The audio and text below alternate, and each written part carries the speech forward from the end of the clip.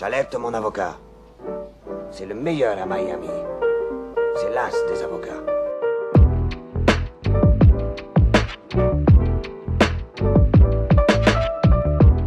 Bonjour, je m'appelle Ibrahim Chalabi, je suis avocat au barreau de Paris. Je suis pénaliste, autrement dit, je traite de tout ce qui est infraction pénale, contrôle d'identité, interpellation et tout ce qui conduit une personne à se retrouver devant la justice pénale. Je vais vous présenter le thème suivant, violence urbaine, qu'est-ce que les jeunes peuvent encourir en cas de RICS. Il faut savoir une chose, c'est que les RICS, ça a un nom juridique bien précis, c'est violence volontaire. Et le truc avec les violences volontaires, c'est qu'il y a une gradation dans le code pénal. Soit c'est des violences volontaires de plus de 8 jours, soit c'est des violences volontaires en réunion, soit c'est des violences volontaires ayant entraîné une mutilation, voire des violences volontaires ayant entraîné la mort.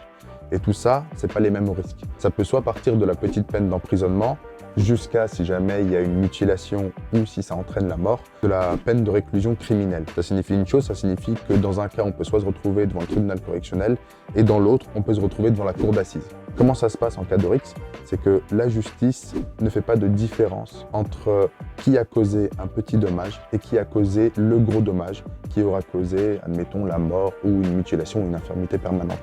Ça signifie une chose, ça signifie que lorsque un groupe de personnes participent à un acte de violence, tous, quasiment, c'est la théorie de la réunion, tous vont être poursuivis exactement pour les mêmes faits. Peu importe qu'une personne ait donné un tout petit coup de pied ou que l'autre ait totalement détruit la personne, ça ne change rien. À partir du moment où on participe avec un groupe à un acte de violence, tous vont encourir normalement la même infraction. Et en réalité, c'est ça le plus gros risque.